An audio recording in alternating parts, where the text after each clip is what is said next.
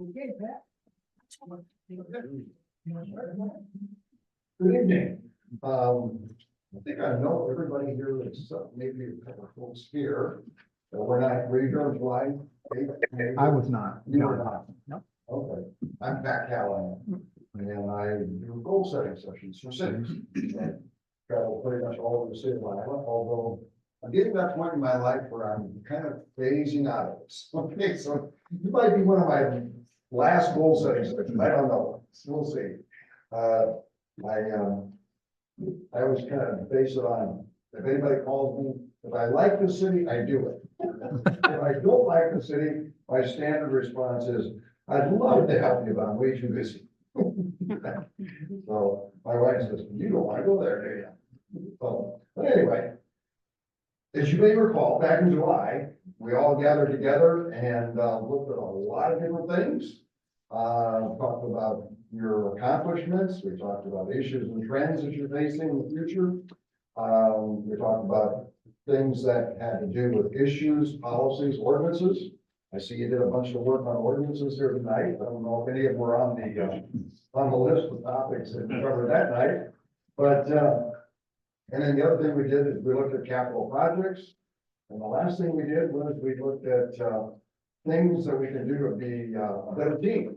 We can work together as a group, as a community, as your staff and your council.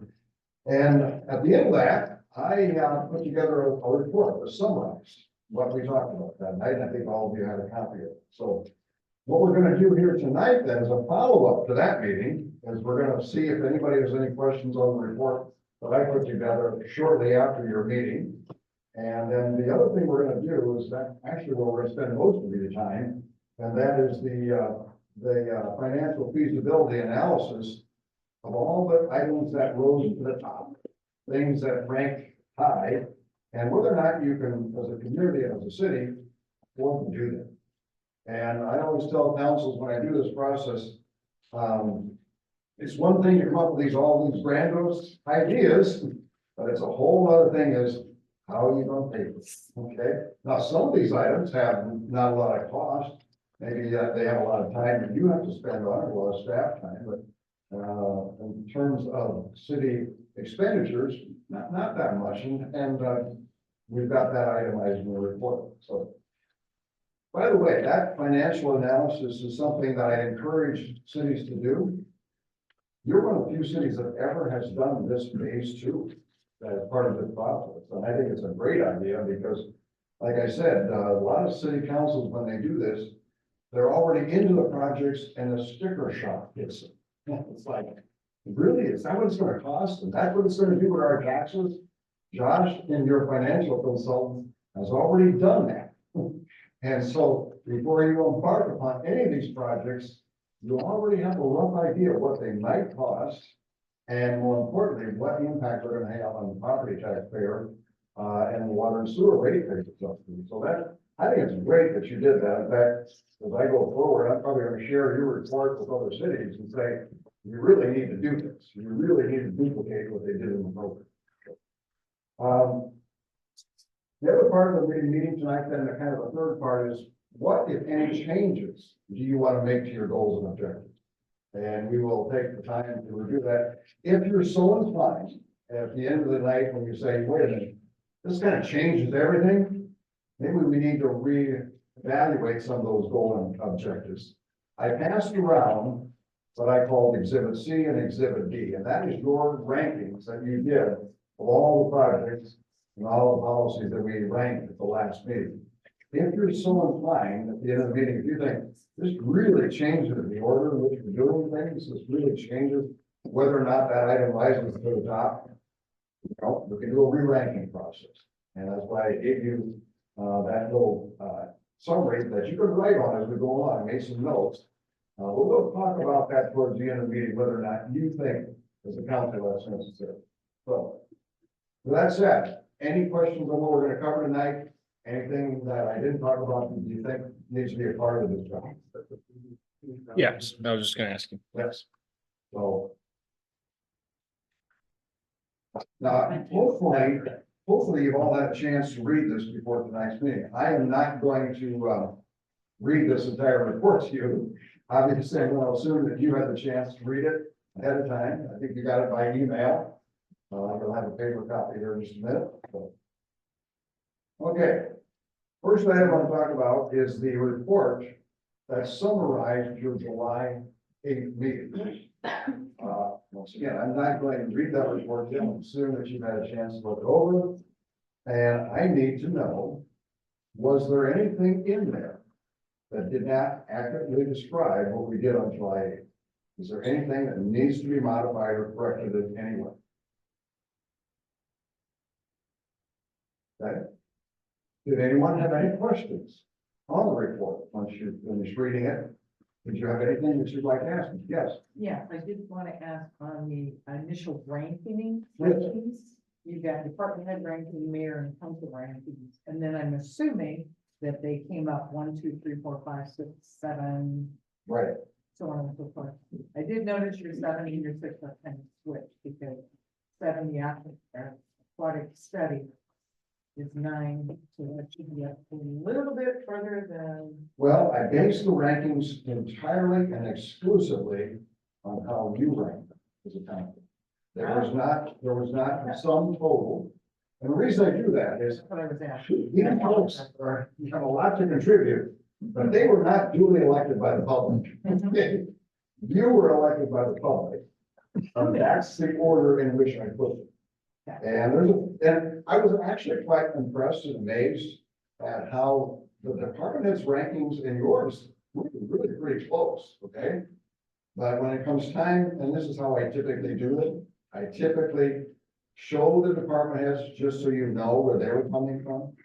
And then, but in terms of the order in which they're in, it's based upon how you rank. Now, obviously, I can change that if the council as a whole thinks you want to do it that way, but I think it's probably a very minor change anyway. I did do this in one other community, and I won't tell you which community it was, but at the end of the day, the department heads were so different from the council. I mean, diabolically opposed to what was important to them versus what was important to the council. And the city administrator said, I don't want to show that in the report because I don't really want that out there, quote unquote, as to what the difference that there was between department heads and council. Josh and I, to put the approach here, what it is, it is. But as you can see, I was very pleasantly surprised at how closely they matched up, which means you folks, for the most part, are pretty much on the same page with your department heads as far as what's important, what you're going to work on and going into the future. So that's a very positive thing, but I don't always see at every community when I do this. That's great. But good question, but we'll just leave it as unless the council as the group says change the order. Any other questions on the report? Okay. And we will come back to exhibit C and D a little later, as you can see. So with that being said, let's go to item 4 on that agenda I put together here, and that is the review of the financial analysis that was done, where you took each and every one of those goals and objectives and did a little analysis of them and kind of dug into what it's going to cost for you to do those. Now, once again, I don't need to read this report to you. I can certainly go down through them one by one and just give you the heading and see if we got any questions or discussions.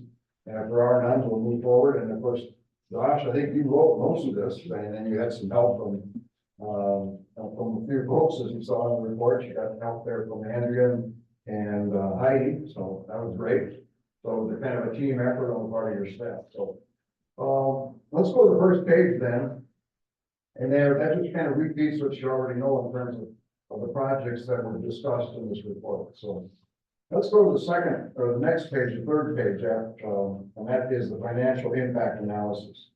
The first one that you looked at was was how the city council wants to invest in economic development and community engagement.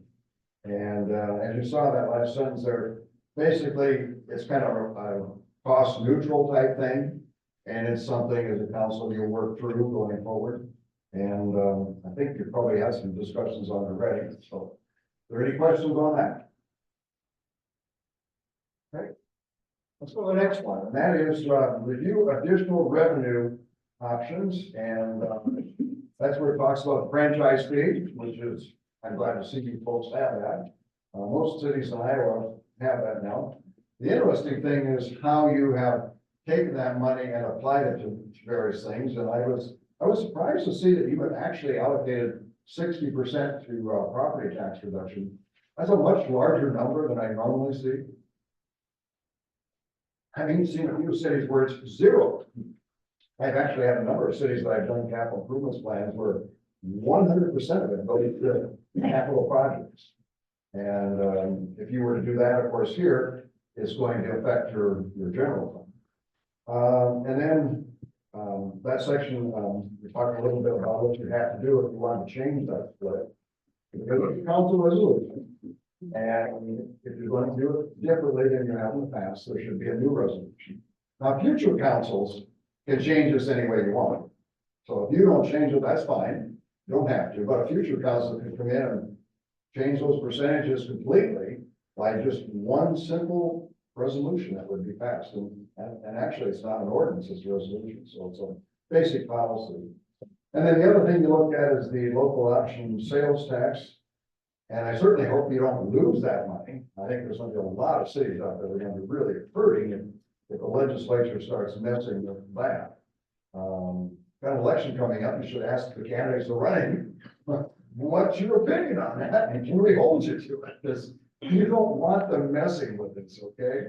You really need to hold their feet to the fire in the last 30 days of this election, because that is really going to make things difficult if they do that. Now, I did find it unusual that you were using a chunk of that money for the water and sewer department. I rarely see that. Most of the time, that local option sales tax money is going to something in the general fund, to something in the way of capital projects. So, but I understand because you were faced with a major water sewer project type thing that you had to channel, you know, a good chunk of it there, or your utility rates would go much higher than what you wanted to. I will offer this one piece of advice that when I do capital improvements plans, and that is, I always tell councils, treat that water utility and that sewer utility as standalone operations as much as you can, because they are individual businesses, and they, you know, even though you don't like what the rates might be, they really need to pay their own fair share of what. And the reason I say that is because if you're a large water user out there, they want you to do this. They want you to hold that down as much as possible, because if you put the full cost on the water rates, they're going to pay a lot more. Whereas on the flip side of that, if you're you know, if you're in a department where you really could use that sales tax money for something, you'd like to have more of it come that way. And if you got a lot of capital projects, you're going to want to put more of it in that direction. So, but once again, it's your call as a council. You will make those decisions when you do the budget. So, but I thought it was a great discussion.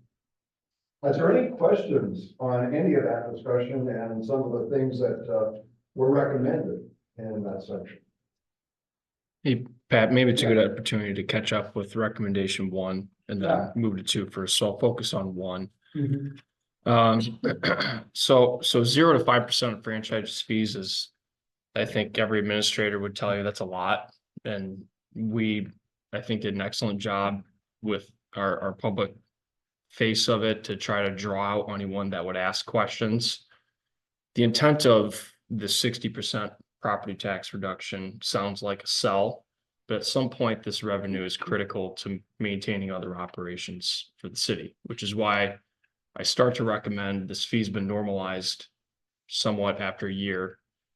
It's going to be time to think about how to reallocate that revenue source as we need to, which was part of the reason Andrea provided that $458,000 as the number we're sending from our general fund to our CIPs to fund city equipment replacement, is just showing you how much money actually goes towards those purposes, and trying to inspire you to think about, if we make a change later, this is one of the options for revenue raising. So I think this is a lot of the Finance and Personnel Committee's territory. and there's some heavy decisions in some of these things.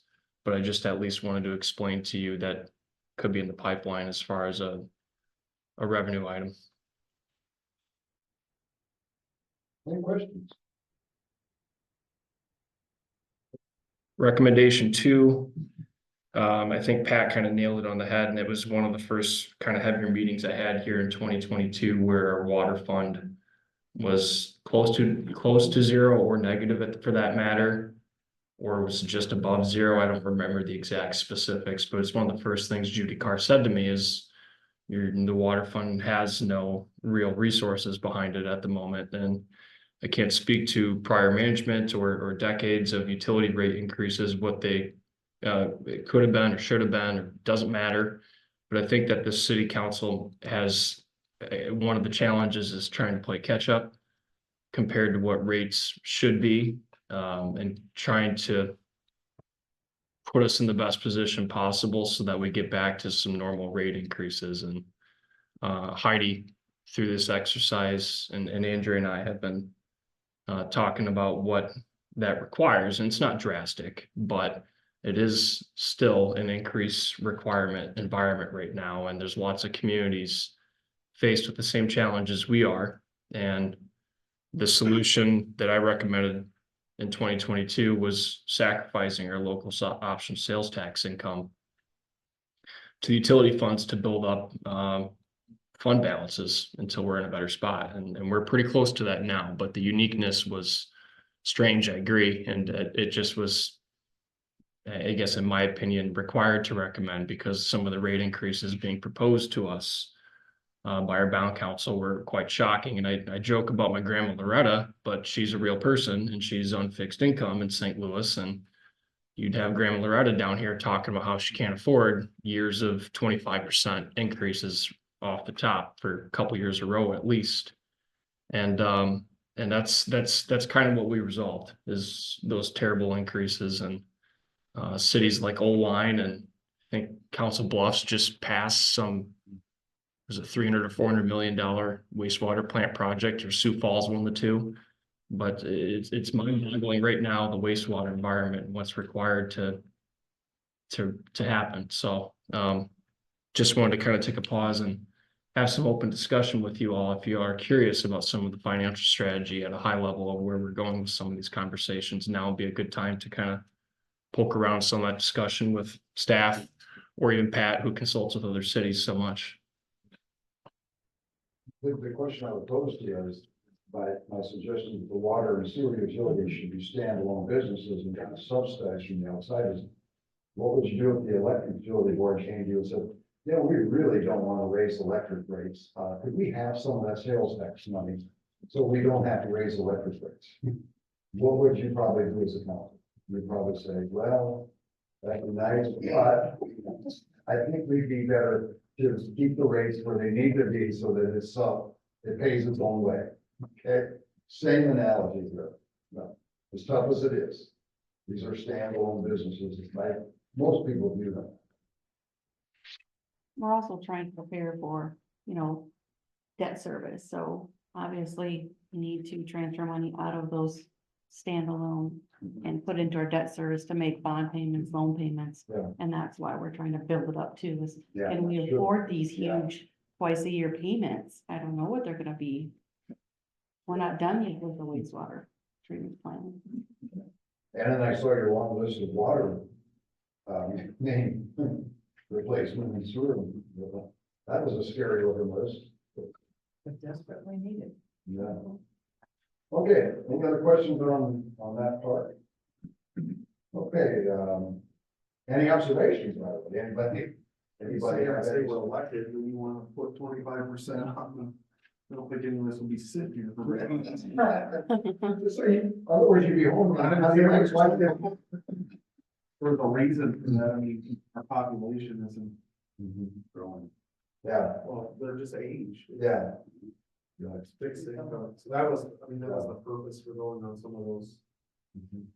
The understanding is we have to get there, it's just a matter of time. No, to get there. I totally get it. I totally understand. Yeah.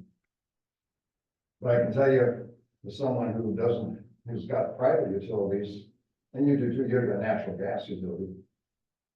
That makes no difference to them. They move forward, but they raise the rates, but they think they have to keep that utility self-sufficient. As tough as that sounds, unfortunately, that's what they do in private health. You folks have the luxury of having other sources of money that you can channel and move. Private utilities, you know, is one source of money, a ratepayer. Okay, no other observations, questions on that? Okay, let's go to number 3, and that was make sure the capital improvements plan purchases budgeted get completed and strengthened and back to. Pat, I'm gonna interrupt you first. I'm gonna interrupt you for a second. We skipped recommendation 3 to allow opportunity for discussion if we want to cover that one for a minute. Oh, okay, go ahead. So Chief Zimet and I really kind of, I don't want to say leading the way, it didn't start with us, but there was some unfair bill sharing for communications. Last year it inspired some conversation about how to best fund communications. And we're currently drafting an option for the county to collect a tax on this and then fund communications entirely. Because right now we're paying 42% of it out of our general fund, county's contributing 42%, and then there's a split among the others for the remaining.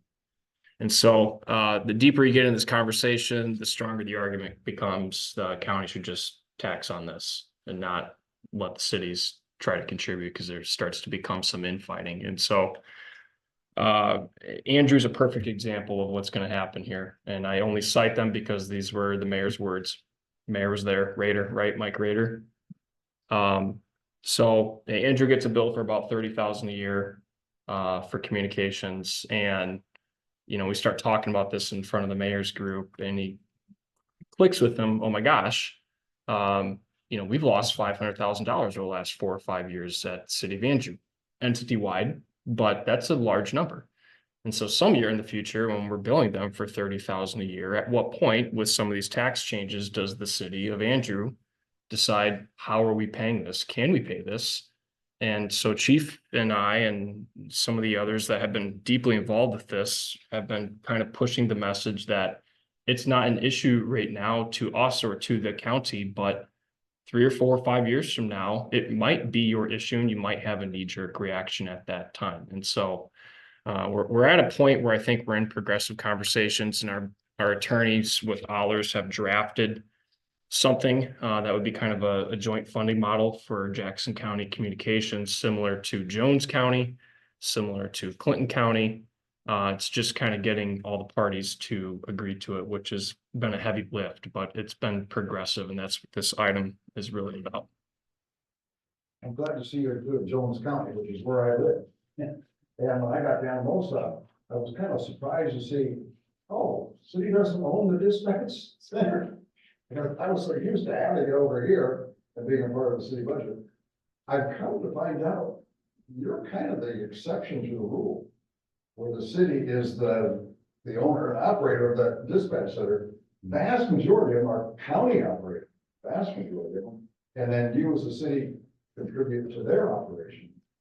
And I would venture to say if Josh was to poll cities your size, you would find out that what they're paying to their county is far less than what you're budgeting as your share of this dispatch. I could be wrong, but I would venture to say you might be shocked by those numbers. I need to make sure we're not rumor starting here. Yeah. In that potential agreement, we're assigned as the managing agency of that agreement. So there'd be no telecommunicators going over to the sheriff's office. And, you know, there's a lot of transactional risk you face with just a group of 5 or 6 people. What if 1 or 2 don't want to work for the sheriff, and then you're down to 3 or 4, and as soon as you get that low in staffing, you risk someone else saying this isn't worth it anymore, and then you can't catch up. So just know that's in its infancy, and it's true and accurate to say that we're seeking to have Maquoketa be the managing agency and continue on that way. So please don't leave this room thinking that dispatch is going to go to the sheriff's office. Yeah. I think it's been that way. It was long before I got here, I don't know if anybody knows the history going prior to 78, but it's what I inherited when I was here in 1978, so it's been this way for years and years. As I said, I thought it was right everywhere. Not so much. Okay, any other questions on that? Okay, let's go to the capital improvements planning and, was just kind of a short, comment there is that it's something that, yes, this can be done, but you just gotta, your department has have to priority and see to it that it gets done, so. I don't know if there's any, it's kind of a revenue neutral thing, I don't think we need to talk about it unless you got a question on that topic. Okay, let's go to the next one, number 4, there's the software for the rental inspection and landlord registry, and, I think if you get that put together, I'm gonna give you some other cities that are gonna wanna do the same thing. I think it's a great idea if you can get it to work. So, any questions, observations or comments on how that's going? It's not going currently, right, Brad? Right, so I it, think you need to get a patent on it too, but. yeah.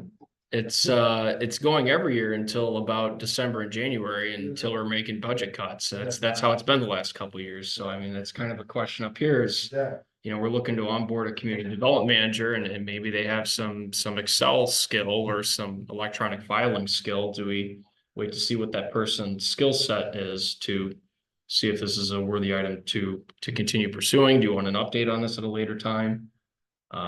It just, you know, it's always an easy target at budget time and we could try something out this year. We're just kind of looking for some advice with this document too.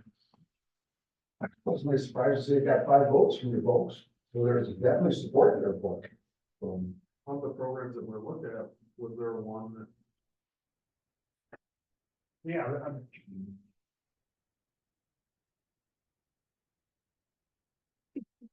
yeah, there's several out there, and they're all usually online based, you know, or web based, and some are a little more expensive and more maybe bring in more things, you know, I guess, you know, things that intrigue me are just basically inventory of your rentals, landlord, you could do licensing, permitting, code enforcement, and have a secretary at City Hall, the police department, and myself, or the person in this position, seeing everything. And they bring up an address, and they know now it's a rental, they know who owns it, they know if it's had municipal infractions against them, they know if the PD's been there for a dog, they know all these civil things. And if they've had any building permits, or if they've had anything like that. And I think that's the communication I'm talking about, is because this has to be a team effort. Property maintenance, rental stuff, all this has to be a team effort, just, you know, I mean, I try to get more people involved in seeing things, because I'm not everywhere, I try to do what I can. But there's police officers out there every day looking at stuff, there's street guys that see stuff that I haven't seen, they let me know.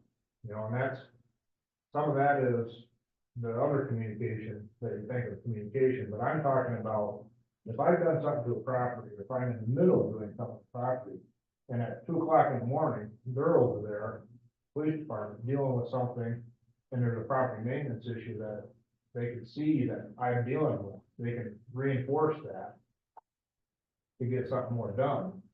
And so you got more than one person from the city telling people get things done.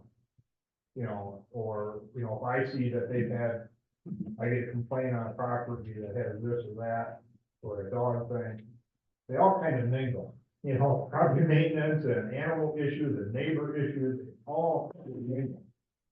And if I see they're at that property 2 or 3 times, and now I'm at that property, now we got an issue, maybe we can come up with some other way of tackling this or dealing with this stuff. You know, there's always different ways to deal with it, but that's what I'm talking about, and some of these software programs are that, and right now, you know, you know, if Mark came and asked me, can you give me a list of the landlords in town? I can some kind of give you one, but I ain't 100% that's everything. And that's where we're at. I know there's some out there that I haven't found yet. But even the ones that we know about, getting that list is somewhat difficult, and I should be able to just do that, as a compliment, or a city official, and that's the way it should be. But it obviously takes money to get something like that started and to continue with it. The Have we software, looked into that? the last 3 years. And we'll Well, have like a time rough for estimate that. on like fees, because I think it's important that communication has to be. It depends on how many modules this and modules that, but I mean, if you do the basic stuff that I talked about so far. With them integrating what we do have on the computer. And this is probably not building permits, because we don't do, building permits, we could probably do still the way we've always done them, because we ain't doing thousands of them, you're looking at between, probably 20 grand to get everything bought and integrated, and then there's gonna be a fee every year for the program and licenses. And you want one that has the ability to have more than one Right. user, because the PD needs it. Like, for example, Jan does a lot of we do a lot of abatements through Jan, like snow and grass abatements, whoever that position is, or us, and so we need to have that communication. Now we do it by email, sometimes we. So there's a program that will take from Shield and Encode. That's something like that, yeah, Dump that's, it in, I just, there's things that will, we have a program that we use here called Happy or Rehab Pro. And that's what ECIA started with, and basically what it is, it's a program for a large, low-income housing complex. So it has like financials, it has all these things you can do, but basically all I use it for is to try and keep track of landlords in your property. And it's so like in very Encode limited. now, we Very have like a button that's checked if we know it's a rental. Mhm. I mean, in No. utility billing software, is there not an option No. for that? For- Only if they have another, Okay. if the landlord says they want to know, like, Yeah. a delinquent bill or something, then they know it's a rental. But there's several times I'm out in City Hall there asking Teresa, hey, who has the bill on this property? I want to see if it's a rental or not, so. Now we put together like a list, like a whole map of the city, a colored map, like landlords were one color, homeowners were another color, full city map of Maquoketa. Sure, I know she did that, like, yeah, 3 or 4 years ago is that a part of the equation at all? that would be something some of these programs would do, yeah. We we don't have that. like 4 years ago. We don't have that program. She was using it as an example, or as a sample. It's very limited, and however she did that, I don't have no clue how she did it. But I've seen it, I we think just I don't have that. access to it. I'm pretty sure I do, but. Yeah, but we don't have access to it. It's a map. That's outdated right now. Well, we voted on this, saying that it was priority, it was an important issue, and I truly believe that it is, so we've got to make some kind of moves to button up that communication. I'm feeling a consensus to move forward with an investment here. Your Mayor? next step is to put it in your budget. Yeah, That's your next step. Good. Is that a consensus vote? Good. yeah. All right, let's move on. Next item on there was determine what the next $5 to $10 million bond investment we're covering. And basically exhibit D kind of gets into that because those are the capital projects. In order to do that, of course, in order to do a bond issue, there's legal fees. Your bonding attorney has to certify that it is going to be a tax exempt financing. And then the financial advisor has to put it all together and convince people to buy your bonds. And don't do those things for no fee. It's a fee involved. Any questions on that one? Okay, let's go to, study regarding public safety cameras. And, talk a little bit about, the two entry points, two of the entry points in the city. Is the DOT, in the legislature, shoot them down? Did they entirely shoot down? I thought they had a modification to it that limited some cities. I think you can get a permit for cameras that, aren't, when people going through stop signs or red lights or speeding. But I think in terms of cameras, So the ATs, the automatic traffic enforcement cameras, you have to apply for a permit, and that's gotta be approved. yeah, and that's probably what you saw on paper. The actual, cameras for entry points in town, there's no revenue generated from them. That's just something the city can do. Is that for all moving violations, equipment and registration, or how does that law read? You know, like, Okay, yeah, point of this item was to have chief just check the landscape on it and see if it's worth conversation again. This particular item didn't make it past public safety committee last time. And I only wrote out some of the details without throwing a bunch of charts at it, that this 137,450 was based on a registration violation 2 months past the due date. And then also it just being the $60 admin citation fine that we have, just to show you what was inside of that number.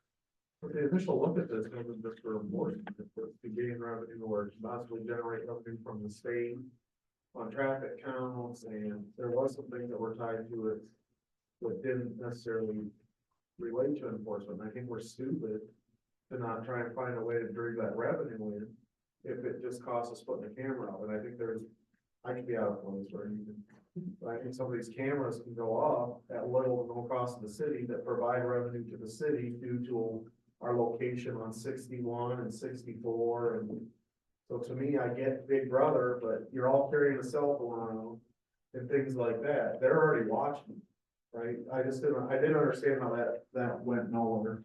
I mean, especially on finance personnel, and we're all sitting here scratching our heads for money. And we have people like Hudson that's dragging in hundreds of $1,000s a year because they're getting traffic counts off of Highway 20. This doesn't make sense. Yes.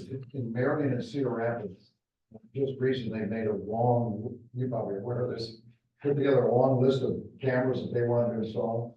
And the DOT only approved about a handful of them. 10% of them. Oh, one hand. Well, they've got Yeah. 360. I was shocked at how few they approved. I guess I'm kind of confused. We're not getting it for speed.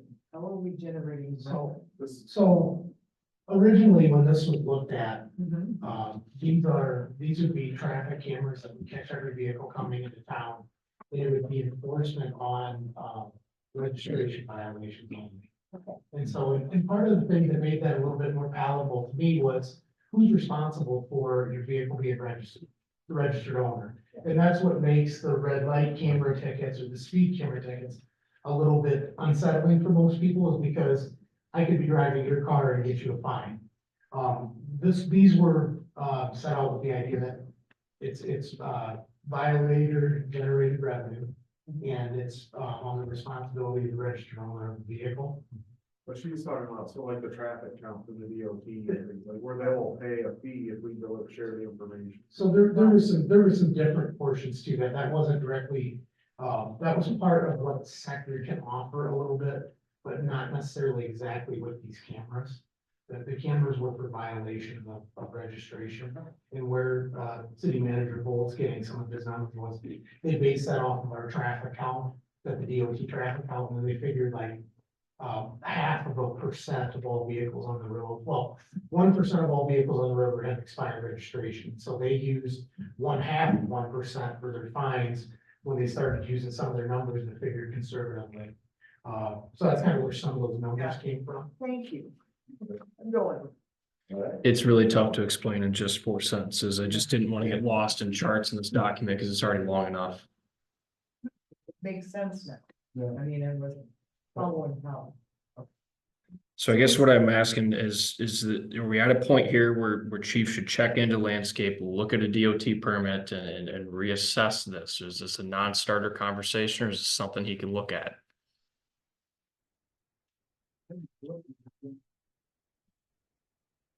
Public safety discussed it and it was kind of shut down, but I would support it. I kind of go back to the whole thing, if it catches one amber alert, if it's worth it, you know, it's. Every town you go to now has a camera watching you. Every house has cameras watching you. And to Josh's comments, I get it. I'm conservative too in that aspect, but safety wise, it just needs to come. We made that money, you're screwed on that. We don't start thinking outside the box, or we're scared of certain things, you're always gonna be with this fight and not being able to fund any. No, if nothing else, it might discourage folks that come from out of town, commit a crime in your. Yep. I would think if I'm gonna be a bank robber and I see that there's a sign up that says it's taping me coming in and out of town, I might think twice if it's your community. Not to make it a political statement, but, the traffic cameras down in, Florida is how they started finding the person that was a suspect in the last, assassination attempt. They got the plate out and then they put it out and then it dinged on a traffic camera. So there's a great value in them for law enforcement purposes as well. Yeah. Okay. Other questions before we move on to the next one? Okay. The next topic is the aquatic study. And, as you can see, quite a bit of, discussion takes place there. Different analysis in terms of the cost of the study versus, as you saw in the report, due to the fact that it would cost a lot of money to do a full-blown study. We probably need to have a serious discussion. Are we serious about doing this? Because there's no sense in doing a study if you're not serious about building a swimming pool or all three of the class.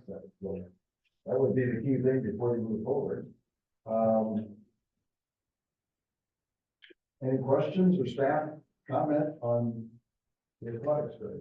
My recommendation is to move past this item until we get to the later item and we can revisit this if necessary. Okay. Everybody okay with that? All right. Let's see. The old hospital location, turning a liability into an asset, not an easy one, obviously. And coming up with incentives to potential developers. Do we have any, well, good prospects out there right now? Long answer, but, Yeah.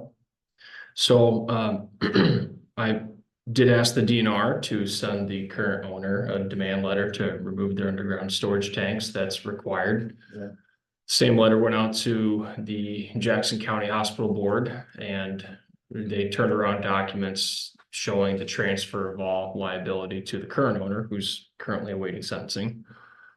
And so got 4 interested parties. And when I say interested parties, my definition of that is someone that's got scale that has asked what's going on with it and just keep me informed. It's a pretty loose definition, but they're out there. I think I've written in here that when the time comes, I think that the council and the community will understand that it's going to take some aggressive partnership to make sure that the property is developed right. So the core issue number 1 is there anyone available to sign title over? And so after kind of this odd pressure scheme with someone awaiting sentencing and communicating through a defense attorney in Florida, I called. I was told to keep my communications in writing, which I appreciate. And that message went unanswered. I blinked first about 6 weeks later. And did you receive my answer, my message? And it's a yes or no question. And there's been no answer to that as of a few weeks ago. So kind of feel like we're on a slow boat to China on this topic.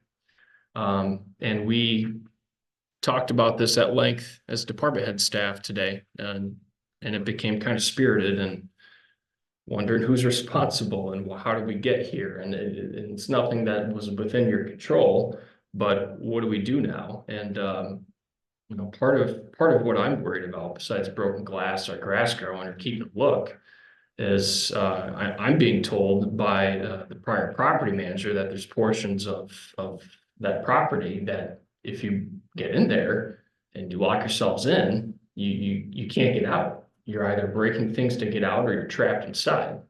And so part of what I'm asking you to assess tonight, and maybe give us some early direction on is, obviously you want staff to push it. And I think we pushed it pretty darn hard. I mean, there's thousands of dollars in abatements and ordinance violations in place right now. Is this a property you want us to use the C word on, condemn? The mayor and I have chatted about this a couple months ago, and I'm just gonna say this, Mayor, and I hope you don't mind, that it might be worth spending $10,000 to $15,000 on a phase 1 and phase 2 environmental assessment to even know what's even there. Just to double check and get deep into the woods on, but this situation has not been good. I do not want to see the city council or the city of Maquoketa become a liable organization for some injury or worse of someone that starved to death or something like that inside the structure because they couldn't get out. And we have a long paper trail of action items that all of us right now are in charge of maintaining to show that that neglect was not there. But at the end of the day, we still do not have someone that's actively communicating or willing to sign papers right now. That's part of the issue. So there's a long strategy to this conversation, and if I could have a little bit of consensus direction on this, I think Brad and I would even be thankful leaving this conversation. If we condemn it, does it relieve the city of liability on the property if we condemn it? No, because we would become the owners of it and be the opposite. You know, that's kind of the challenge here. Is what then? You've had asked this back and forth between Josh and myself a number of times. If the guy that owns it now and is waiting to go to jail, probably is not gonna pay the property tax in the county. So does it become a county problem, or does it revert back to us? And we are the one? If they don't pay the property taxes, yes, it ultimately falls into the hands of the county because they're responsible for collecting the tax, not you. Good, well, we put that up. Is there still a current, property manager or anybody in town? The answer to that is no. And he's called, ask him what to do, and I didn't tell him anything other than you do what you feel is right. It's not our responsibility. That's Put it back correct. On the hospital board. Yeah. This is ridiculous. They were the ones that were negligent and didn't do the time and due diligence on selling that piece of property, and they need to be called out publicly. Those people can feel the pressure of what the crap they put in everybody's hands on that thing. Yeah. It is just absurd to me. And I know we've had spirited discussions about it, but it's just On that unbelievable. point, there were local buyers that wanted that piece of ground and they weren't even looked at when that hospital site was sold. I mean, I know that for a fact, so I'm on board with out and on that floor too. I mean, it's their fault. We're all paying for it. I mean, how much do we spend on mowing at this point? Do we know? It's probably $900 every 2 weeks. Go up and spray the grass, and I agree, condemning is not a good. I'll tell you right now, I do not want that. Yeah. We already have our own problem. That's exactly right, we don't wanna own And I get your position on it is the liability or the fact that it could fall in, but I think I hope we learned our lesson with putting engines. And I think that there's some people on that board, I think there needs to be some public pressure they created that problem, they need to step up. I think anything we can do to facilitate a change of ownership, we should do, but I don't think we wanna end up holding that piece of property, it's not what we know right. Right. Have you talked to the Iowa League of Cities to see if they can give you the name of 2 or 3 cities that have encountered something similar to this, of this magnitude? And Haven't consulted like that yet.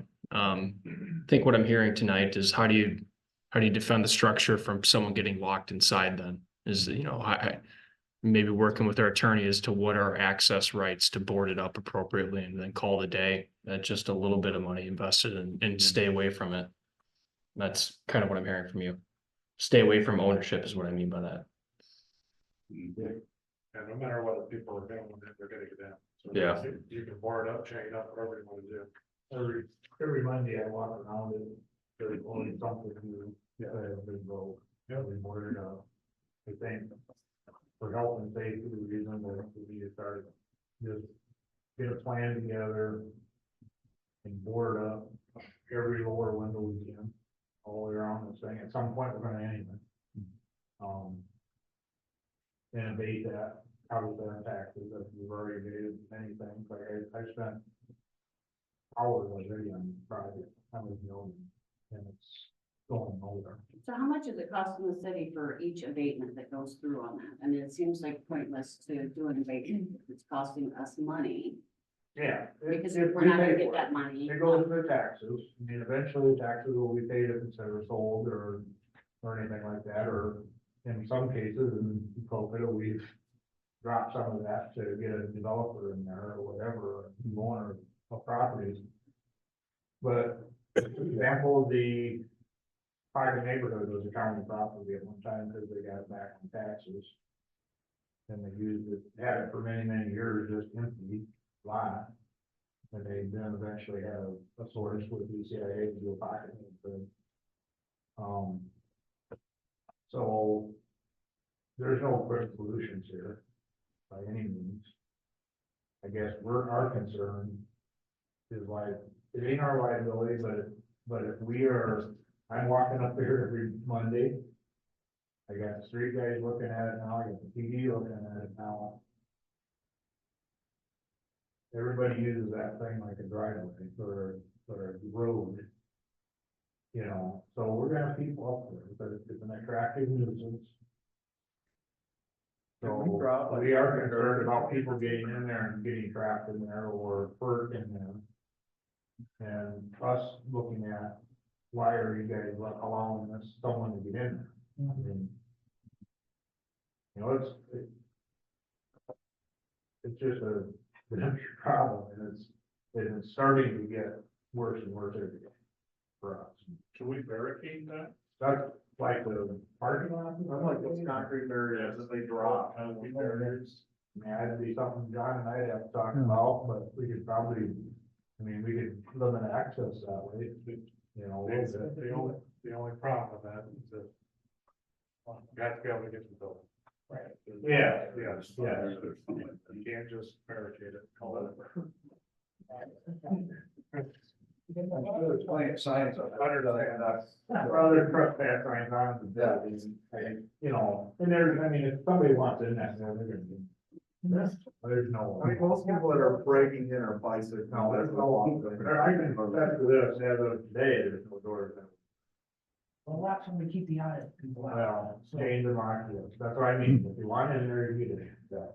The roof is open, they took the generator off the roof and there's part of the roof wide open. What? Yeah, so that's part of the issue, and that you can easily get on the roof. So there's just no good way of securing it either, so. That's our dilemma, you know, we're gonna be spending some money on it, there's no doubt in my mind. But we got snow coming on the sidewalk, we got 1,500 linear feet of sidewalk to deal with. Can we force the owner, can we force the sale even without them agreeing to that? Instead of condemning it, even if somebody that wants to buy that place, then, hey. If we You can't force it to sell. I mean, go with it. when's the sentence, like, we're gonna want to get it. I heard September and I've heard nothing. So I I, mean, that'll start, at least start generate something, now it's gonna get it, or. Yeah. On the city end of it, we walk away from it, I mean, it's nothing but, we don't crap, but nothing in. We do Are they actually looking at jail time? this is, I believe, this is part of why it's tricky is because I believe this is the second fraud indictment. Is that right? Yeah. Yeah, this isn't a first time crime. Oh, And that's part of the frustration with this council is why wasn't this discovered in a background check or due diligence check? That's part of it. Yeah, all quick cash. Should be illegal. Well, there was a county-owned hospital, so I had this discussion with all the county supervisors, and Not yet. No responsibility. The county hospital board was the one that actually owned it, not Yeah, necessarily. the board is one who approved the sale. If the county supervisors had no input. Right, yeah, so it'd be the hospital board would be on the hook, yeah. Yeah. They gotta be close to not having, close to tax. Who's got the prison, no, I think tax. What do you think, June or July, if it's not paid? I don't know if they're delayed right now on their first six. They haven't paid a dime with that. Ever. But we're a year behind everything, so I don't know. Yeah. I have received the information I needed to on this item tonight. Are we ready to move on? So the capital equipment, projects and equipment and the first one is determine exactly what areas of town are the most critical to water and sewer main replacement and resolve to replace them. And as I said before, I was shocked at the list and really shocked at the total cost of all those, over $10 million. Obviously, it's gonna be adding to your water and sewer base eventually. Yeah, and interestingly, our bond council is recommending general obligation debt on this.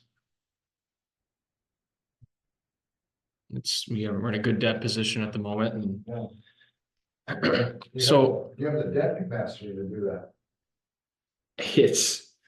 I mean, that would just about max it out. So I think I'd like to get Jen jumped in on this conversation. I know she's itching here, but West Quarry Street just had a private dig for a sewer tap, and guess how deep that main line was?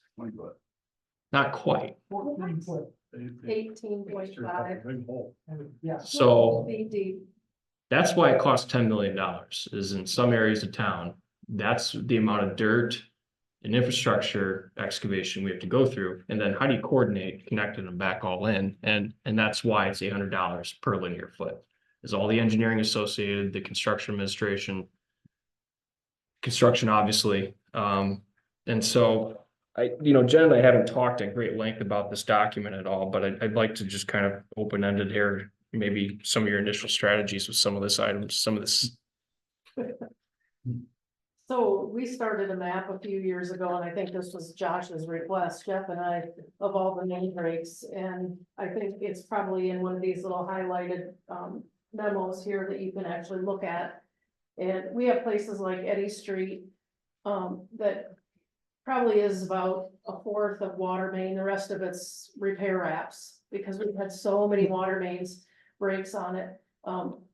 Probably about 10 years ago, the first year I was here, a year after, we were fixing a main break and had another main break. By the time we were done, we had 3 main breaks within 24 hours on that street. So it is dire need. But that repair on Quarry Street that Josh was talking about, it was I think 93-year-old, 97-year-old lady that owns the property. And for some odd reason, her service line sheared off at the main. Well, in Maquoketa, you own everything from the main in, it's your service line. And it cost her $17,000 for that one repair because it's 18.5 feet deep. A lot of our sewers are not that deep, but we do have some that are even deeper than that. We did a main break by the football field here 5 years ago that we had a shoring box that's 8 foot tall, and we had to put another shoring box on top of it to get to it. So I know the water main running down that sidewalk there is astronomically deep. That's the only main break we had in that area, but you've got to look at all those factors. You're gonna have some deep ones, you're gonna have some shallow ones. What's Eddie at? What's that? What's Eddie at? It must be shallow one. Yeah, that one isn't real deep. It's probably 6 foot. Yeah. But Is it just Eddie or is it Erie and? it's at the corner at Sacred Heart School and Eddy, right Yeah. there. I don't remember what it is. Funny, you look at the map, all you see is flags, you don't even Yeah. see the street. Yeah. Yeah, yeah, it is. And another really bad one that Platt Street took care of was in front of the fairgrounds. I've been on many main breaks down there, and that Platt Street project took care of a lot of those, but some of these areas, and Eddy Place is kind of like a dead end. I mean, there's not a lot of traffic there, but you get school bus traffic. And at some point, you're gonna get to a point where you aren't even gonna be able to fix it, because it's gonna be another wrap. And another wrap and another wrap, so. We're gonna look at the older main breaks first, to say, like, to identify most crucial, as they break, we're gonna identify the old ones and move from there. I would say probably the areas that have the most first. That's really what this chart is taking that map and calling out the streets and I measured the linear feet on GIS and then threw a worst case scenario at it here. And I guess what I was maybe looking for was, even regarding our CIPs that we budget for and Jen saying, well, that won't have to be funded anymore because, well, the new wastewater plant and there's items on there. And Jen and the team have been so deep with the wastewater plant construction, and that's due to complete really in April. You need to keep this in mind, but perhaps because of that televising equipment's available to us, one of maybe 2 or 3 massive projects for Jen and the Alliance team is to televise this stuff and validate what's in front of you here. Is it actually all the linear feet of Eddy Place? Is it all the linear feet on Grove Street? And to see what needs to be absolutely repaired, and then we can return and then talk about this general obligation debt. And I called out some financial hits on what this looks like on someone's property tax bill. It's pretty heavy. And the map really only shows water main breaks, but when we're talking like Eddy Street, I don't know what the sewer looks like there. We don't get called there a lot for backups or anything, but it's something that needs to be televised. While we're doing water, do we need to do sewer? If we don't, let's just leave it alone. I mean, some of the sewer lines in this town look like the first day they were put in and they're 30 years old. I mean, I've seen quite a few of them. But then there might be areas that have a crack going down the top of it. Well, when you start disturbing soil, that's gonna collapse anyway. So, it might just be one or the other, but we do have the ability with the sewer mains to look at them. So. What is the financial cost to do both at the same time? I mean, what would to me, it makes perfect sense to look at everything when you're looking, because like you said, if you disturb something and it's cracked, it's gonna fail. Yeah, So, well, you already have the trench open, so that's the time to do both of them at once. But, that just kind of, I guess, depends on the area and how much you're doing and that kind of thing. A few years ago, we did make a CIP line item for water main break stuff, and like, I have it labeled as manholes, just because we've had some issues with some collapsing manholes, that kind of thing. But that's just within the last 4 or 5 years, because we didn't realize how big of a need it was. So, in the future, we can definitely take this on and start moving with it and have a better idea. And the city owns the equipment to do. Yes. Yeah, we bought a camera 2 years ago. it's just basic man hours. Yeah. Hours work. Yep. Yep. When I call Jen, it's usually an interesting experience about breaking away from something over there, and they should not have those issues next year at this time. And so, Yeah, Guess that wastewater plant has consumed us a lot. I mean, every day, even though I feel like we're almost like, I don't remember what they call the temporary completions, January 25th, it's coming. But then, okay, we found this pipe, where does it go? What's it do? Do we need to reconnect it? That kind of thing. Every day is time consuming down there. So, January 25th, I'm gonna put my feet up and watch a movie or something. And it really truly is April, but January 25th is the preliminary completion, I guess they call it. Well, any street should be brand new with all the times we've opened it up and Yeah, made it back open. yeah, exactly. Maybe we could seal coat that with that South Main stuff and maybe a brand new road. And in our defense, John and I have started working together on this, like, that's one thing I said, whatever we're doing next year, let us know this year so we can go televise it. Because let's look at it, because there is no use putting brand new street on top of something that needs to be done. Or, like last year, we had 3 main breaks on South Niagara. Let's look at that before we seal coat that whole thing. So we will work together with that kind of stuff. what are your thoughts on this number and this problem? This has been really intimidating as a manager to even think about. It's not gonna get less. Yep.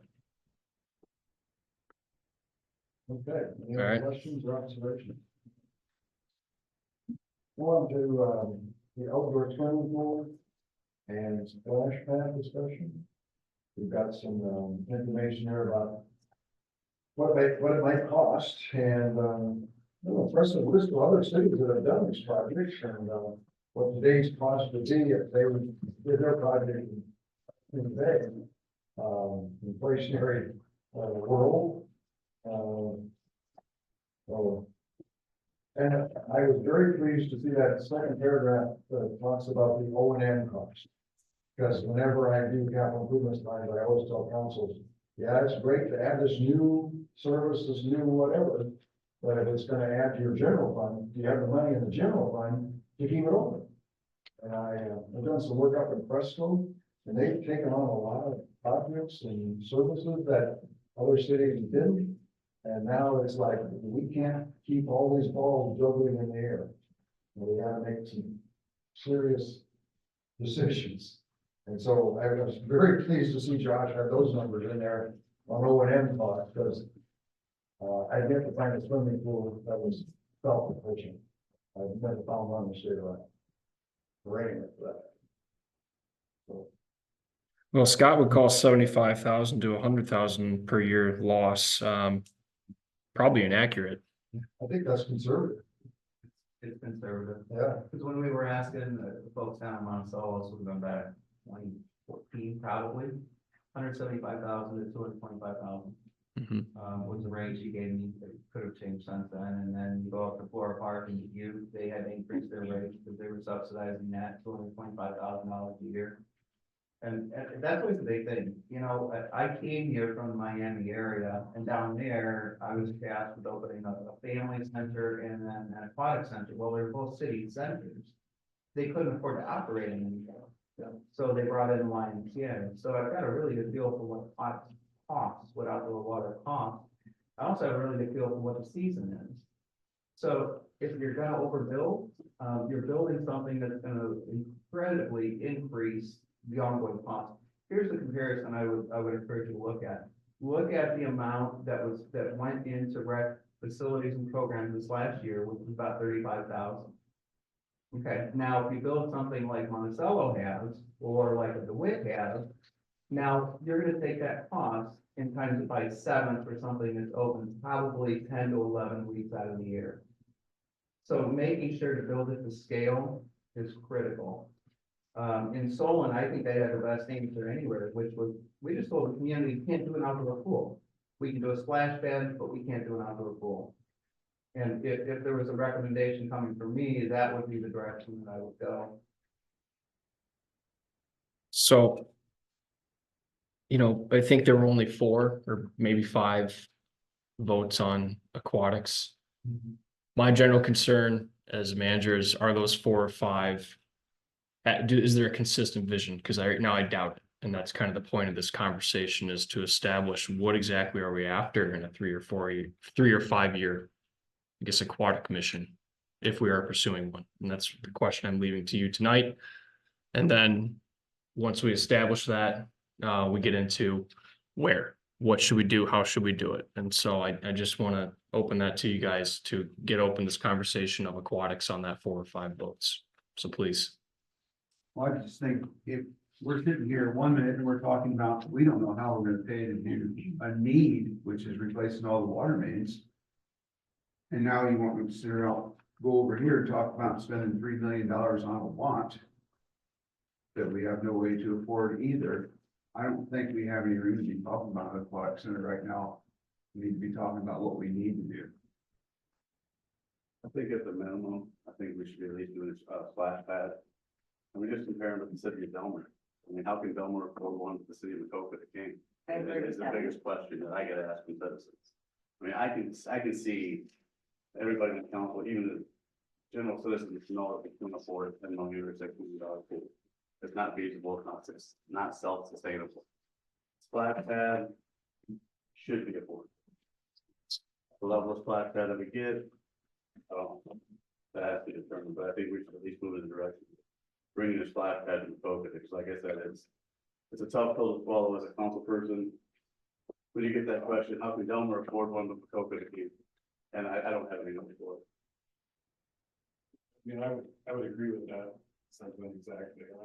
I think it needs to be probably down by the Y, just because the city owns it. would be someone there to turn the water off, turn the water on, to kind of provide oversight, the kind of thing that we wouldn't have in some of these other locations that we talked about. They might be a little bit more like, where people would see them, but they can, like, do we have to call John every time there's some problem with water or, whatever. So the more I've thought about this, the more it makes sense that it's gotta be down by the line. Since they go and have people that know how to run filters and test the water. Aren't the lines already run? Wasn't it, didn't we discuss that it was gonna be a whole lot cheaper doing it on one side of the Y because the piping for the water line and stuff were already there? So it would cut As costs. far as the water hookups, I think that's probably more of a Jen question than me. Anything underground, I'm oblivious to. So, There's a water bypass that goes on the east side of the Y. It runs just about down that fence line and connects back in behind the Y, so there is a water line there, but I'm trying to think, I'm pretty sure there's a water line down, is it Madison, right there on the west side too, but if you're out in an open area, it's probably gonna be easier on the east side. yeah, the big thing, as far as initial capital costs and ongoing operating costs, it's gonna be cheaper to put it on the Y. The big thing is, obviously, we have controlled access, you fence it in, you don't have to worry about lost children, kids running away, running out in the street, things like that. You don't have to worry about being on the parks board for, I don't know, 10, 12 years. The occasional parent, and sometimes a whole room full of parents coming in that are worked up about kids taking over a park. You don't have to worry about those kinds of things because that's for us to deal with. Your big capital costs, your shower room, right now we're figuring, as we're building YMCA's, of which we built, 3 in the last 4 years. Right now it's about $350 per square foot. So the big cost is gonna be your shower, your concessions, if you choose to do concessions, your restroom facilities, the under roof facilities, which we wouldn't have to have if it was attached to the Y. One of the big arguments that I keep hearing is it should be free. Well, let's keep in mind, when we say something is free, it's not truly free.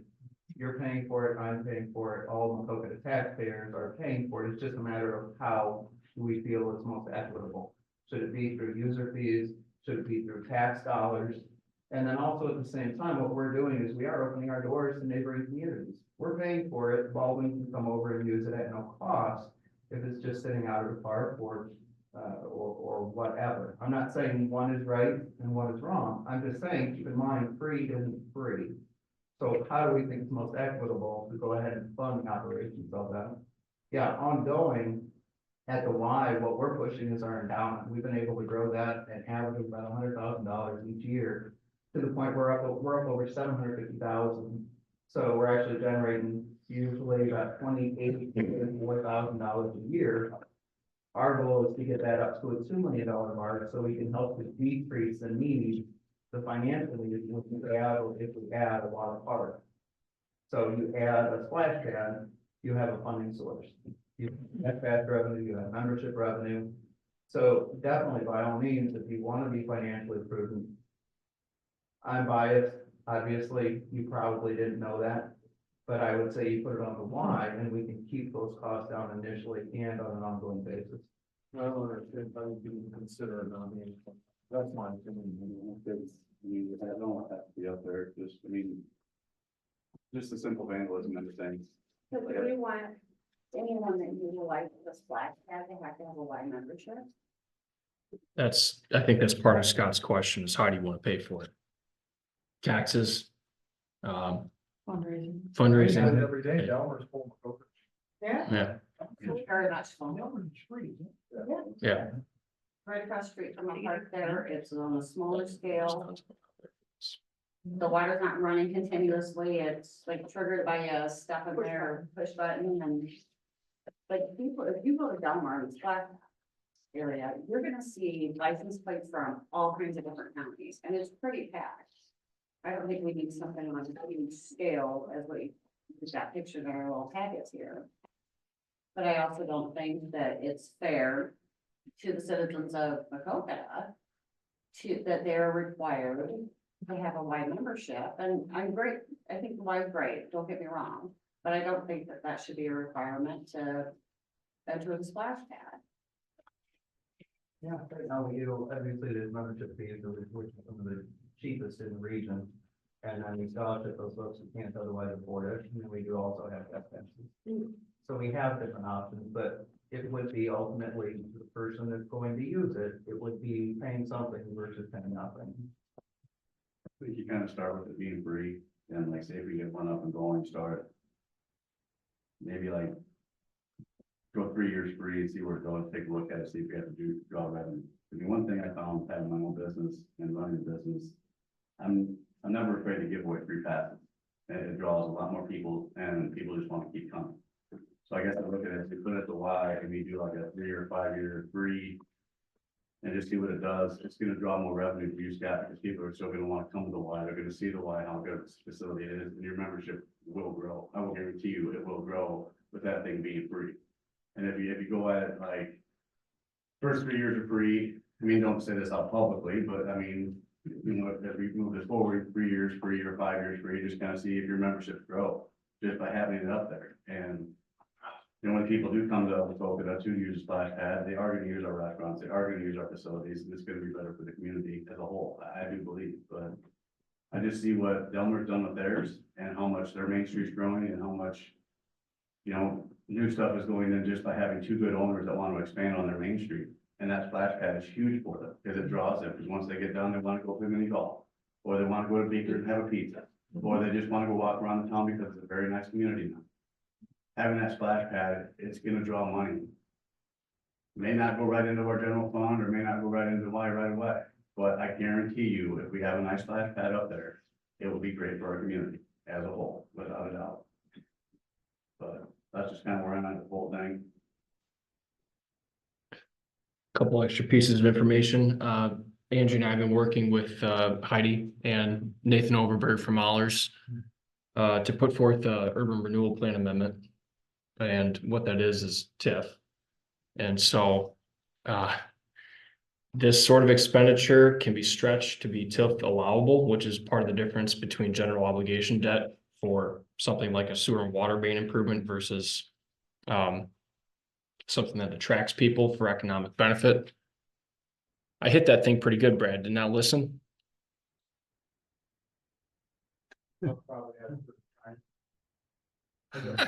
Oh, the program. Yeah. The program thing. Interesting. Yeah. I think it needs to be discussed. I see both sides of this. Yeah, I do too. I think the Scott's position, you have 50,000 more people a year using the restrooms, you have people going in and out of the Y that aren't members that are now gonna be using the facility. So I see both sides. If it's tied to the Y, I think you gotta figure out a way that there's a year pass. I mean, we couldn't go to the pool for nothing growing up. You had to have a pass or a wristband or whatever. So I see both sides. I see Delmer because I have a 3 and a 5 year, 60, right? So I see both sides of it, but I think that if it's gonna be tied to the Y, which I think it has, there has to be something that. I don't think it's fair to expect a Y to manage that influx of people with nothing coming in. I mean, they gotta be staffed too. And you have another 200 people a day coming in and out of the building, I think it's. My uncle's gonna kill me for saying this about the Y, but I think you have to look at it as. There's a whole bunch of stuff that's piling on, dependent on where we put this thing. And I just don't see how you could afford to put it somewhere other than the Y. Due to the people that are there all the time. So am I mistaken that it looks like in this drawing or mock-up type thing that you've got restrooms and showers there in that building? That I can answer that best. Don't look at Scott. This is just concept form only. But yes, So they would be external of Right. literally going into the Yeah. Y building yeah, current. yeah. I asked this. Why would you build showers and? Well, yeah, restrooms I outside didn't the get the shower thing. Yeah. I would say restroom probably might not be a bad idea if you're gonna allow. That's where, public so down there, the difference is there's a public bathroom right on Correct. site, Mhm. right? Cause that's a public park. Yeah. You don't have that at the Y, you have a Y facility that's gonna become your restroom, and people are gonna dip into the shower, and they're gonna go in there and dress and undress. You know, not if you put it up front. You're still gonna- you're not gonna stop. Yeah. What, But if it's accessible outside, the accessibility is there. Yeah, what Verback was asked was to come up with conceptual drawings. But Yep. yeah, I would not, if you attach it to the Y, I would not recommend building additional shower and restroom facilities, because that goes on the. So I think what I'm hearing here, there's a couple specialized engineering firms Scott's already been in communication with, is to consult with them. To give them our community size, tell them about our market, and let them scale a recommendation to you without engaging in that $50,000-$60,000 contract for market study. I think an engineer will be able to do that as a value added benefit. Is that right? Correct. That's what I'm hearing so far. I've been kind of distant on emails because we're too early, but I'm hearing from the council, YMCA focused. Our next step is to work with engineers and study scale and what kind of features are needed for the community. And then we'll work out some financing options in return with a better kind of picture for you all.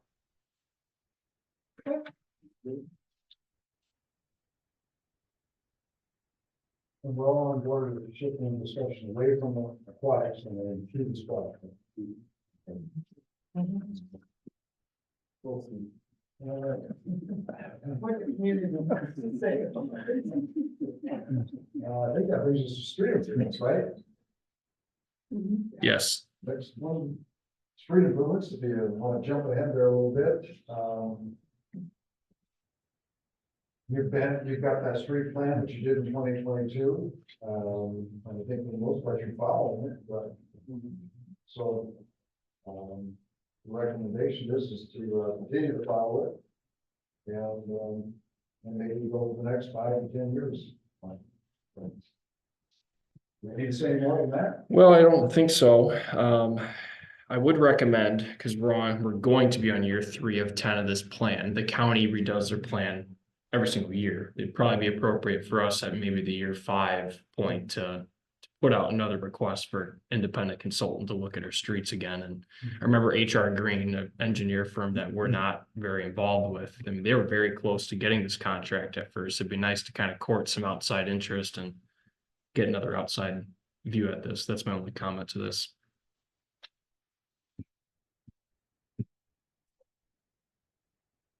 Anybody on board with that?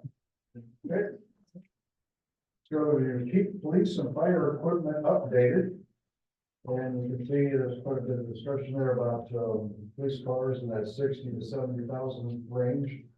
After you get everything on there it needs to be. And then, of course, then your fire department, the big thing down the road here, not too far, is your rescue truck. Is everyone on board with continuing that 18-month goal that you've had in the past with the police cars? You still on board with that? Okay. And that's something you get in your annual budget anyway. All right. Rescues truck. Any discussion, observations on that?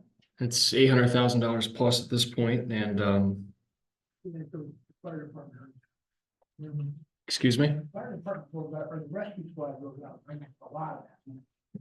Well, Not all, but a good portion. Just want to caution you that that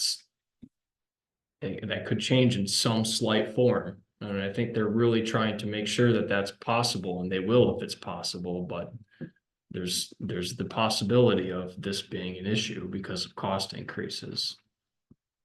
And that, They're not gonna come and ask for some money. Right. That's always gonna be a possibility. Yeah. Most of the time, the fire department's probably come in. I had to smile when I read that paragraph about if you have this fund that was with the money, quite a bit of money in it.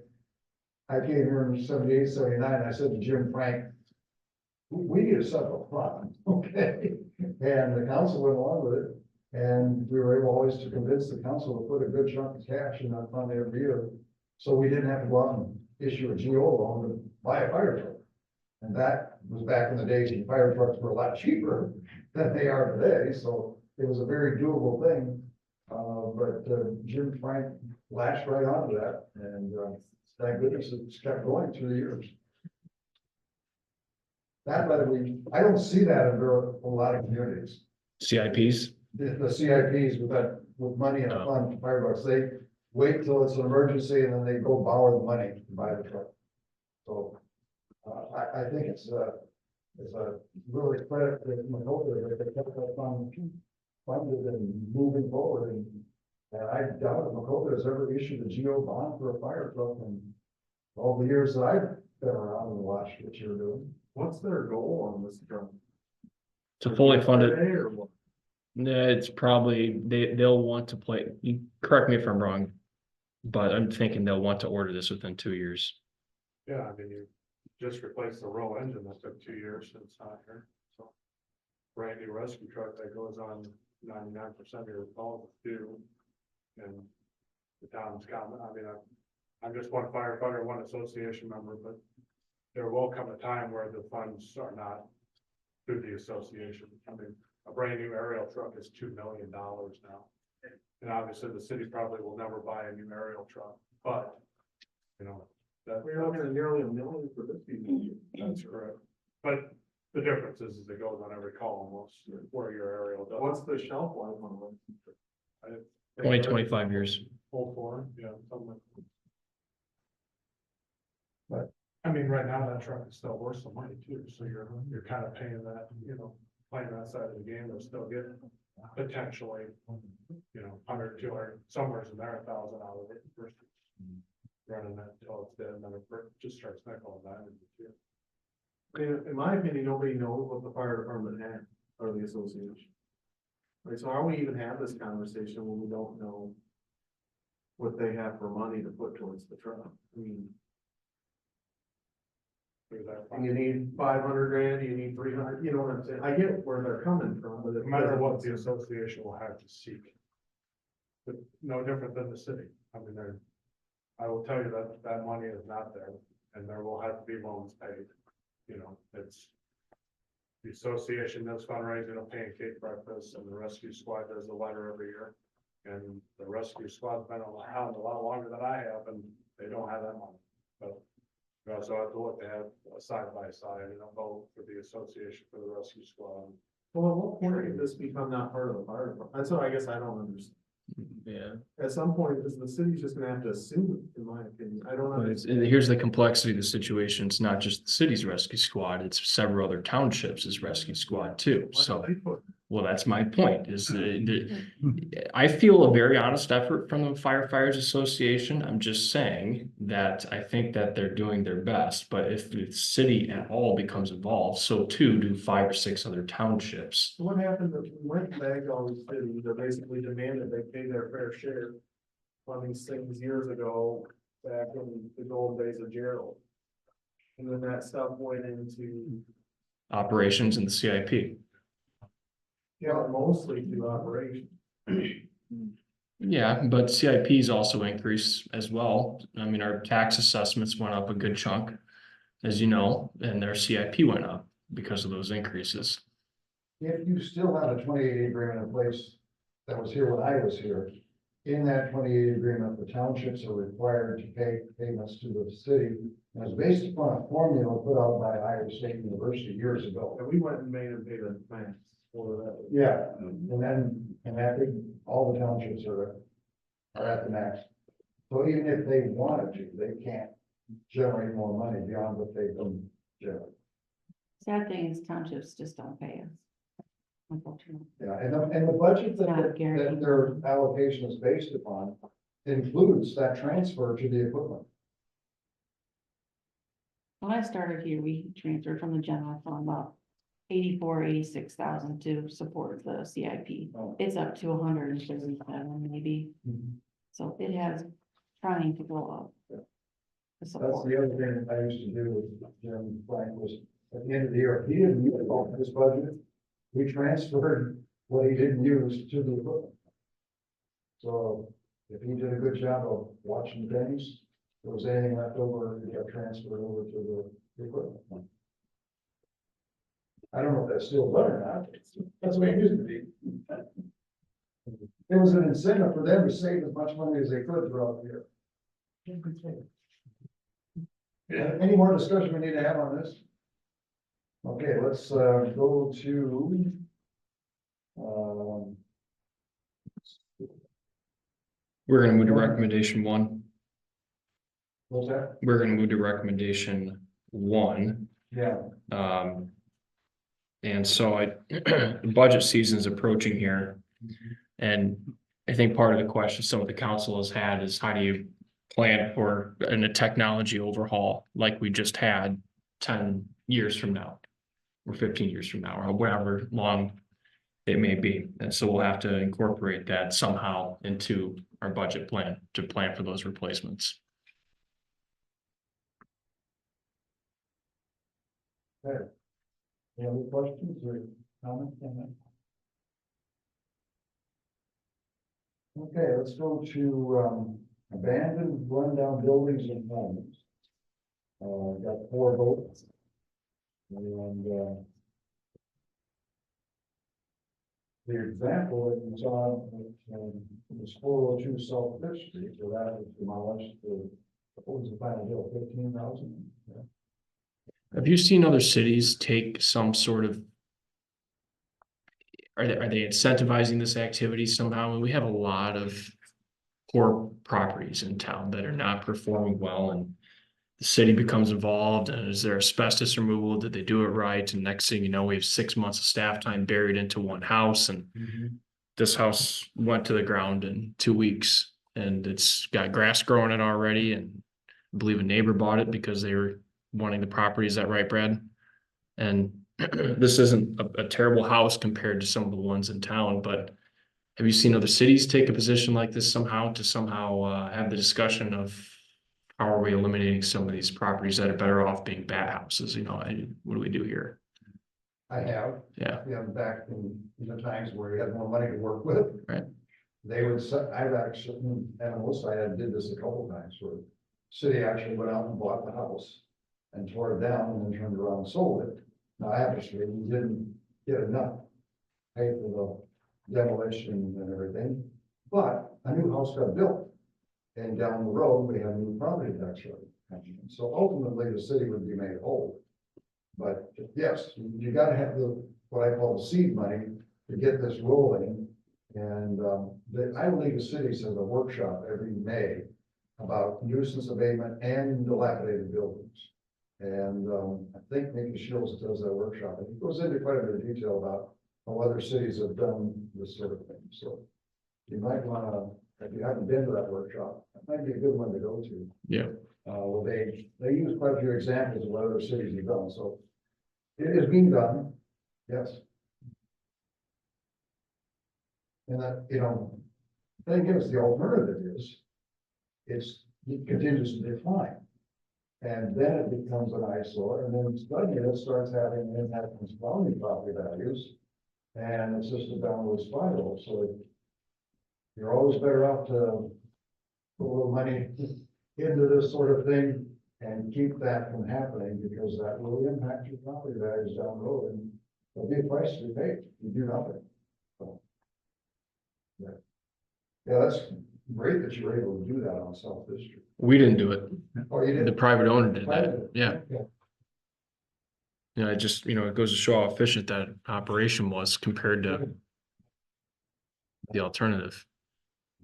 There are cities out there that are actually putting money into this sort of thing that nobody else steps to the plate. Obviously, if you can do it the way this one was done, hey, that's great. But that doesn't always happen. And of course, the tricky part is some of these property owners don't want to get into problems with asbestos. And the added cost that will add to demolition, if there's any asbestos problems. As you well know, there's some pretty strict regulations on that. But it comes down to, isn't it the responsibility of the owner? Yes, it is.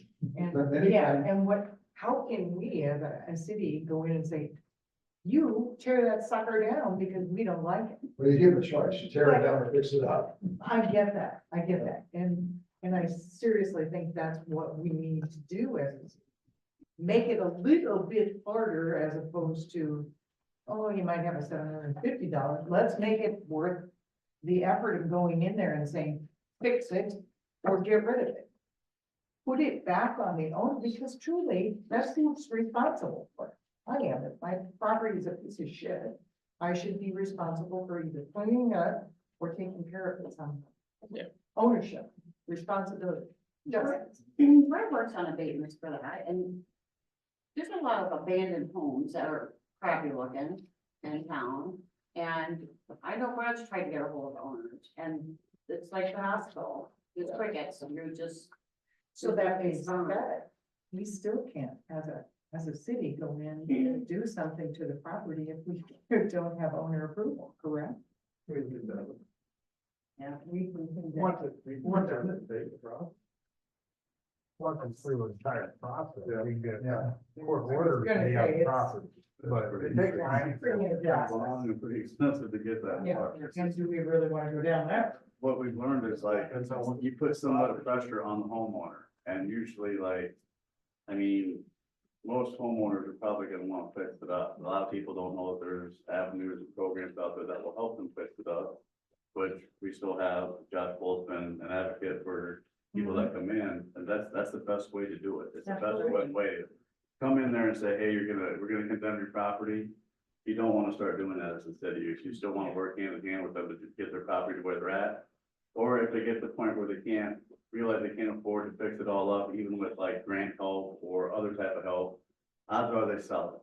They'll usually sell it to like Sheets, or they'll sell it to like Schulers that take houses and they need the write-offs. And then they fix the house up, and then it either becomes a rental or a homeowner.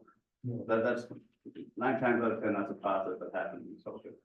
It's, I mean, I'd love to say, hey, you fix up your property, do it right now, but Well. the best way to do it is, like I said, that to say, hey, there's grants out there you can't afford, then people usually realize, hey, maybe I should put it up for sale. I Run think- it for, it's to depreciate it, it's to depreciate it out. Like, we'll probably just put it on the market and sell it.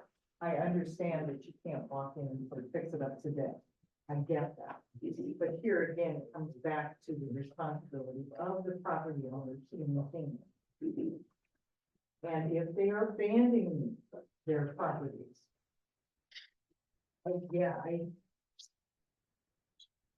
Condemning a property is a long, and I'm sure a very pricey endeavor. What would that be, Brad? What's that? To condemn a property, say, look at, Time frames yeah, alone. Just the time. got one house sitting there, ready to fall down on its own. Well, there's all kinds, all kinds of, but there's some processes you do. You still gotta go through the abatement process, you still have to get an order of some kind to be on that property by a judge. Of either non-compliance or whatever type of order we can get. And I believe it's maybe you can 657, there's a state code that. Something in that range, I can't remember exactly the code number. That allows the city to go in. So for example. The property by Kevin's down there, the canoe shop, that was 414 North Niagara. And the one on Circle Drive that I believe Josh's sister lives in now, were both really bad properties. So at that time, Mallory had good experience with doing that particular way, and she talked him into selling property, the 2 properties. And I don't think we had to do a full 657 thing on it, but, so basically, the city bought it, found somebody that wanted to buy it and rehab it, and sold it. For maybe the same amount of money, maybe less than what we paid for to get rid of the house. One was flipped basically, and one was tore down and a new house was built on it. There's ways to do it, it's just time consuming. I don't, the processes are all still there, and the processes all have to be followed by state code. You can't just make an ordinance that says the city can do something that we can do. But yes, there just is, we just have to identify them, get it started, and several of them have been started. We just gotta either get to that point where we have to decide if we're gonna go that way or continue with what we're doing.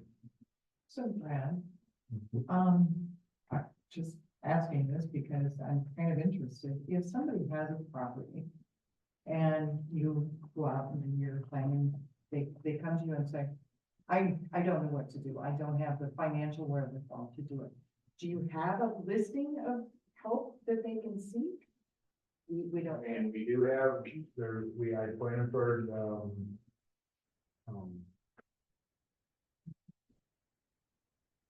USDA. USDA has some things, but you have to go through a few hoops with that. Some grants that way, low interest loans, I think, or no interest loans. They have to go through that process. The problem children are not the ones that will do that. Or go take those steps. If I had, a fund that would say, hey, someone comes to me and says, I can't afford paint. And we can give them $100 worth of paint. Or give them half whatever if they paint it, give them half the cost of the paint. I mean, that would be a program that'd be nice to have, but I don't necessarily know if people would utilize that, because we've done that in the past. I remember those back in those days, we've had some fun for siding, we've had some fun for painting, things like that. I don't think any roof repair funding, but that's the one. In some cases that people need, but that's when I turn towards the USDA resources there, but there just isn't a lot out there enough for that kind of stuff, Thank you. Yep. And that's part of the problem. There are people that I deal with that literally cannot afford. They go to the dump with one load of dump, They used to do a lot more of that in the 1980s. Renell Clark at HACAP is phenomenal. Every time you approach her on this question, the elderly woman on West Corey that Jen was referencing took her under her wing. And I believe there was still a loan there in some form, but through USDA at the end of the day, but she very special and it's nice to have her. So it's it's not easy, and I only am concerned about this because I think there's plenty to choose from in town. I don't think it's going to get any better as our population ages. How many of the houses that are close to being to the point where that could either be taken down or condemned or whatever, have inhabitants and have renters or people living in them? Do we know? I mean, the ones I know of that I would say could be condemned aren't, they're not. They're not. People aren't. Okay. I'm curious. But there are probably some that are people living in that you and I would think would be not, but structure wise, that'd be the other thing. I know of a couple over the time period in the city that I know of. I do know, and we had this conversation about the hospital. Can we condemn something on health and safety, or does it have to be structural? Because I know of one house in town that's still standing, by the way. The city did condemn, but we had an engineer go through it. And they recommended it be condemned, and we went through that process. The property got sold. And they rehabbed it, and it's still standing today. But that was structural. It's still, it's better now, but it's probably not a great, it's Taj Mahal kind of house, but it's a good house. But that's the one thing we discussed today, also on looking at, if we were looking at condemning the hospital, can we do it on health and safety, or do we have to have an engineer say the structure is bad? I don't know. And do you know anything about that, health and safety? I mean, we can do property maintenance stuff with health and safety, but I don't necessarily know if we can condemn property on health and safety issues. But so structurally, it would have to be that, Thank you. Other questions? Just so you know, we're replacing the air conditioners at City Hall. There's an active bid in place right now. Actually, I would take that Well, good for you. back.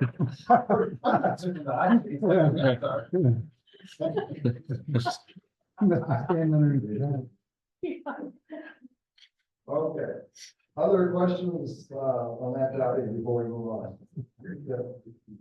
All right, next thing I had on my agenda was, whether or not you wanted to make any modifications to, your initial rankings of the goals and objectives. I think we've had some good discussion. I think we've got some good direction here. A lot of these, I don't see a need to do any major adjustments, unless you folks do. I think we've got everything we needed out of the goal study session. Yeah, I think so. Good watching football. Not gonna lie.